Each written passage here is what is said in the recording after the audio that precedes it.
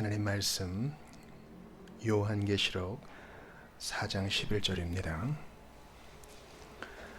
요한계시록 4장 11절을 보겠습니다.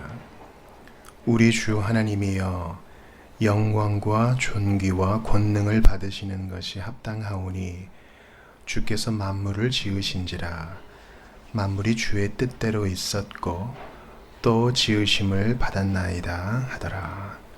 아멘. 우리 같이 기도합시다. 하나님 감사합니다. 저에게 대요리 문답 배울 수 있는 기회 열어주신 것 감사합니다. 오늘 하루를 선물로 주셨으니 참으로 감사히 여기고 벌레받아 못한 죄인을 구원하셨으니 일생 찬송의 제목으로 삼게 하시며 오늘도 주님께서 주신 구원 더 깊이 깨닫고 우리 예배에서 생수의 강이 넘쳐나게 하심으로 더욱더 예배하며 엎드러지게 하소서. 배우고 하나님께서 교훈하신 대로 살 수 있도록 성령께서 힘 주옵소서. 무엇보다 연약한 자들을 끌어안고 핍박 중에 있는 이들을 기억하며 일하시는 하나님을 더욱더 기대하게 하소서. 기도를 통해 일하시는 주님을 기대합니다. 오늘도 우리와 함께하여 주소서. 나를 위하여 교회를 위하여 이 땅에 육신을 입고 오셔서 사시고 죽으셨다가 영광스럽게 부활하사 지금도 함께하시는 구속주 우리 주 예수 그리스도 이름으로 기도드리옵나이다. 아멘.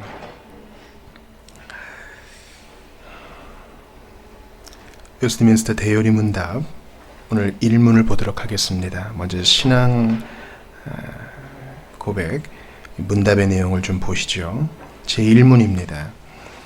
사람이 제일 되고 가장 높은 목적이 무엇입니까? 사람이 제일 되고 가장 높은 목적은 하나님을 영화롭게 하고 하나님을 영원토록 충만히 즐거워하는 것입니다. 웨스트민스터 대요리 문답은 소요리 문답과 마찬가지로 그 1문의 시작을 목적, and로 열고 있습니다. 목적. 하나님은 반드시 존재한다. 하나님이 있을 수밖에 없는 이유를 논증하는 것으로 시작하지 않고 하나님이 계심을 선포하고 하나님이 만드신 인간이 있음을 선포하며 하나님과 인간과의 관계에는 이 목적이 놓여 있음을 선포합니다. 이 복음은 다분히 변증적인 요소도 있지만 선포의 요소가 큰 것입니다. 여러분 기억하세요. 인간은 그냥 우연히 이 땅에 존재하게 된 것이 아닙니다. 어떤 진화적인 요소로 우연히 여기 이 모양으로 있는 것이 아닙니다. 사람은 그리고 온 우주 만물은 하나님의 뜻대로 지으심을 받았습니다. 그리고 하나님의 형상과 모양대로 지음받은 유일한 피조물인 사람은 바로 이 고귀하고 유일한 목적대로 특별히 지으심을 받았다는 것을 기억하는 것이 중요합니다. 마음에 새기세요. 그저 그렇게 살다가 할 인생이 아니라는 것입니다. 목적이 있다는 것입니다. 이 말을 뒤집으면 무엇입니까? 이 목적대로 살지 아니하면 사람답게 살지 못한 것이요. 이 목적대로 살지 아니하면 하나님이 이 땅에 두신 그 뜻을 거스르는 것이요. 이 목적대로 살지 아니하면 하나님의 심판을 받을 것이라는 것을 의미합니다. 또한 이 목적을 잘 받들어 살면 하나님께 칭찬을 받게 된다는 사실도 우리는 마음에 두어야 할 것입니다. 그래서 우리가 문을 열면서 읽었던 요한계시록 4장 11절 말씀이 중요합니다. 다시 보시죠. 우리 주 하나님이여. 지금 하늘 보좌에서 일어나는 일들 24장로들이 보좌에 앉으신 하나님께 예배하며 이런 고백을 하는 겁니다. 우리 주 하나님이여 영광과 존귀와 권능을 받으시는 것이 합당하오니 주께서 만물을 지으신지라. 만물이 주의 뜻대로 있었고 또 지으심을 받았나이다. 하나님이 만물을 지으셨고 주의 뜻대로 만물을 운행하시니 그 주님께 영광을 돌려드리고 존귀를 돌려드리고 권능을 올려드리는 것이 매우 합당한 일이라 이렇게 찬양합니다. 그러므로 웨스트민스터 대요리 문답 1문의 답이 정확한 거예요. 사람의 죄를 대고 가장 높은 목적은, 여러 목적이 있겠지만 가장 큰 목적은 바로 하나님을 영화롭게 하는 것이다.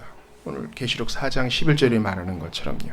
영광과 존귀와 권능을 하나님께 돌려드리도록 하나님은 사람을 지으셨습니다. 사람이 지음받은 목적, 구원받은 목적은 바로 하나님을 영화롭게 하는 것입니다. 그러므로 사람이 하나님을 떠나 내 인생의 목적을 이룰 거야, 내 꿈을 이룰 거야, 이렇게 생각하는 것은 허황된 생각이에요. 사람이 하나님을 떠나서 인생의 가치를 발견하는 것도 매우 어리석은 일입니다. 오직 사람은 하나님과의 관계 속에서만 참된 인생의 본질, 목적을 찾을 수 있습니다. 하나님과의 관계 속에서 하나님은 나를 지으신 분이요 나를 구원하신 분이니 그분께 엎드려 예배하고 그분의 인도와 지도를 받아 사는 삶이 최고로 가치 있는 삶이다라고 고백하는 것이 그리스도인의 신앙 고백입니다. 기억하세요? 하나님을 영화롭게 하고 그분을 예배하고 그분 앞에 엎드리고 그분께 존귀를 드리면 나는 뭐예요? 이렇게 물어보는 것이 아닙니다. 오히려 이 역설은 하나님을 예배하고 하나님께 모든 것을 드리고 하나님께 내 마음을 드리고 하나님께 엎드렸을 때 가장 자기답고 가장 나답고 가장 자아를 성취할 수 있다는 것입니다.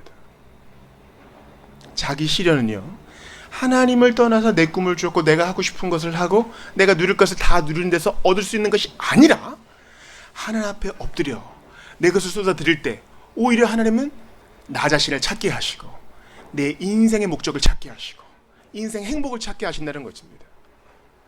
마태복음 6장의 말씀이 기가 막히게 맞는 것이에요. 너희는 먼저 그의 나라와 그의 의를 구하라. 하나님의 나라와 그의 의를 구하면 이 모든 것을 너희에게 더하시리라. 이 모든 것은 뭐가 있어요? 의식주, 필요한 모든 것과 아울러 나의 꿈을 이루는 것, 인생의 참된 행복을 누리는 것 다 포함되는 것입니다. 그러므로 기억하세요. 하나님을 영화롭게 하고자 하는 내 백성을 보내라. 그들이 나를 섬길 것이니라. 이 예배의 목적 하에서만 우리 인생의 목적을 찾을 수 있어요. 그러므로 여러분께 권합니다. 엎드리세요. 예배하세요. 찬양하시고 성경을 펴십시오. 그 외에서는 하나님을 떠나서는 어디서도 인생의 참된 즐거움을 찾을 수가 없는 것입니다. 로마서 11장 36절을 제가 읽어드리겠습니다.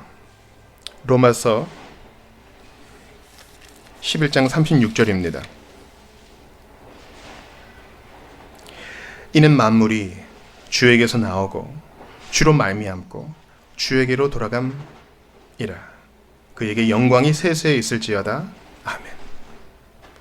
로마서는 논문이 아닙니다. 바울은 이스라엘 구원을 얘기하다가 갑자기 주님이 자신의 뜻대로, 자신이 영광 받으시는 그 뜻대로 모든 만물을 움직이시고 섭리하시고 그 작정대로 이루신다는 사실을 논술을 하다가 그만 가슴이 벅차서 찬양을 해요. 만물이, 어느 것도 예외가 없죠. 만물이 주에게서 나오고 주로 말미암고 주에게로 돌아갑니다. 그에게 영광이 세세히, 주님께 찬양을 영원히. 아멘이 터져 나옵니다. 로마서는 신학 논문이 아니라 목회적인 편지예요. 여러분, 이것을 마음판에 새기세요. 하나님을 예배하고 주님께 찬양과 영광을 돌리는 것이 우리 인생의 목적이고 거기서 우리는 최대의 의미를 찾을 수 있다는 것입니다. 고린도전서 10장 31절도 한번 찾아 읽어보시죠. 그런즉 너희가 먹든지 마시든지 무엇을 하든지 다 하나님의 영광을 위하여 하라. 구원받은 신자 역시 먹든지 마시든지 그 무엇을 하든지 크든 작든 어떤 사소한 일을 하든지 다 하나님의 영광을 위해 하는 것입니다. 하나님을 기억하고 염두하고 하나님의 찬양 받으실 만한 옳은 일인가 생각하고 아니면 거절하고, 바로 이 자리에 주님 동석하실 때 내가 부끄러움이 없는가? 아니면 자리를 박차고 떠나고. 구원받은 신자의 모든 결정, 하나님의 영광을 유념한 모든 결정을 통해 주님은 예배와 찬양을 받으시는 것입니다. 시편 73편 24에서 28절을 읽어드립니다.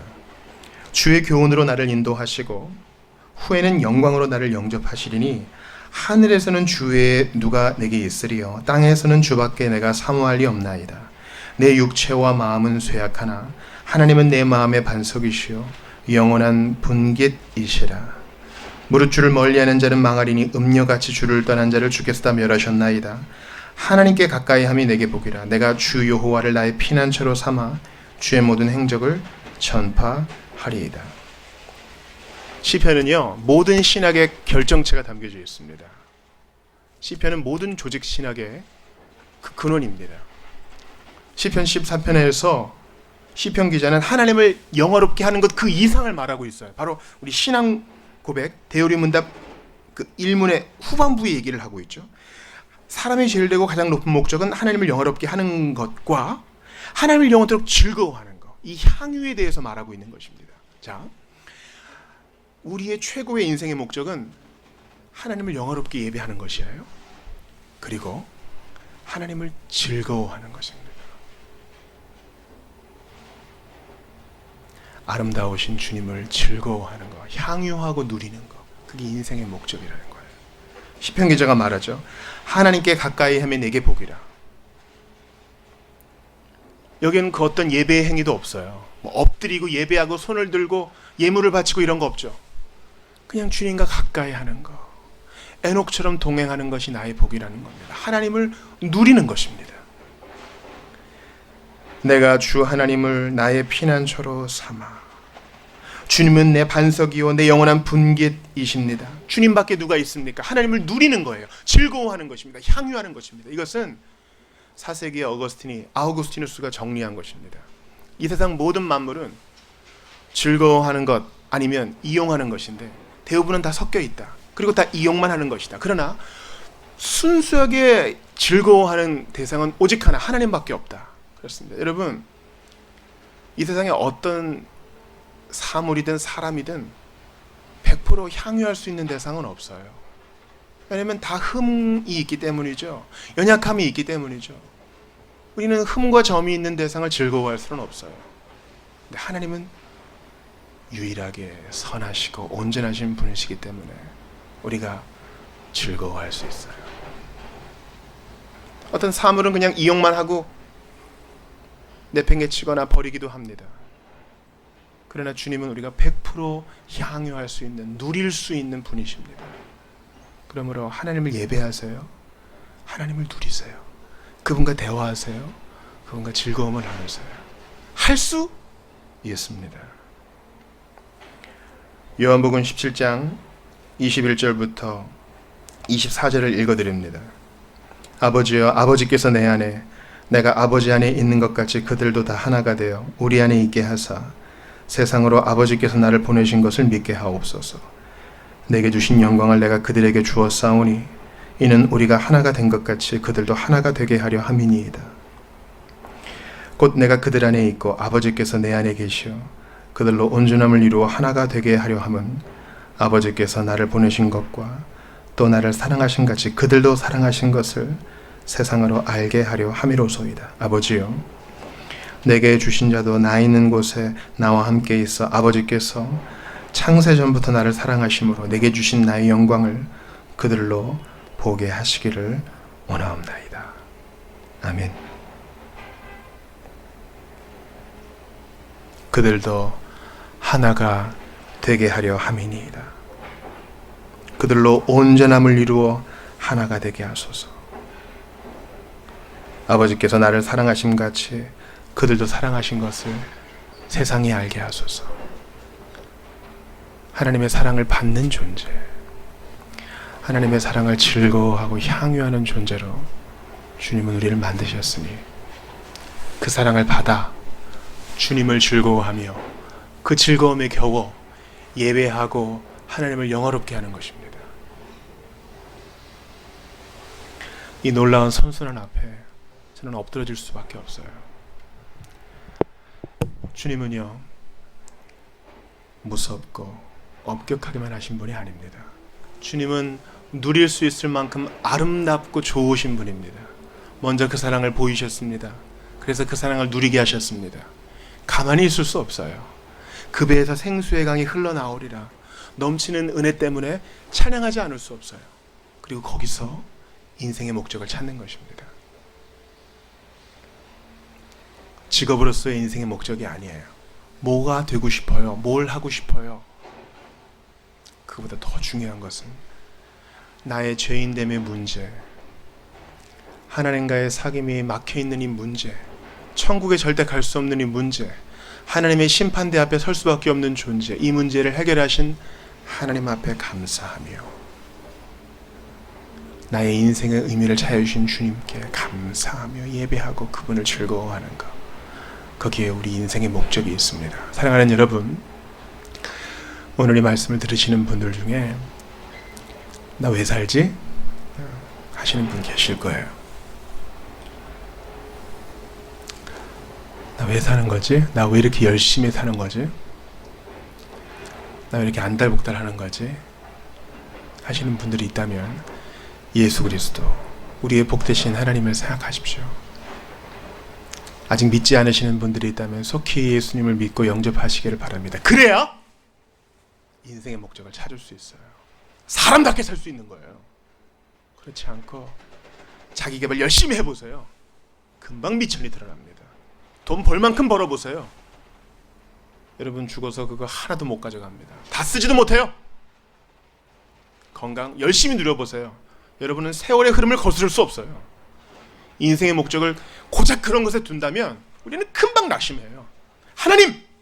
우리를 구원하신 예수님, 십자가, 빈 무덤, 그것을 응시하고 그분을 바라볼 때, 주님을 즐거워하고 예배할 때 우리는 참된 나 자신이 될 수 있어요. 마귀는 오늘도 우리를 꾀입니다.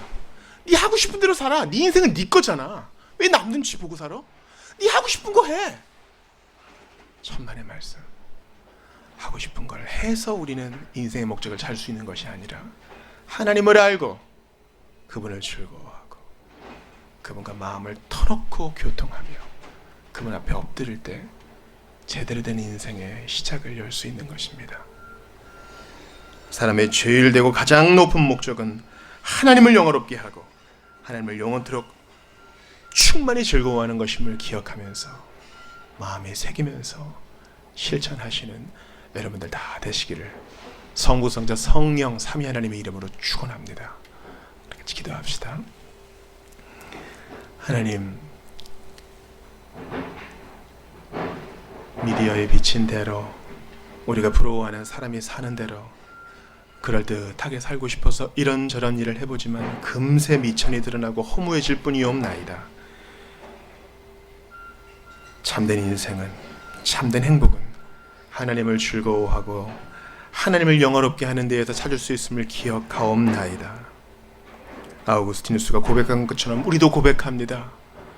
주님 안에서 안식할 때까지 우리는 어디에서도 행복을 찾지 못하는 인생이오니 이제 예수님 안에서 우리의 둥지를 틀고 참으로 만족하며 예배하며 한 걸음 한 걸음 인도하시는 대로만 따라가게 하소서.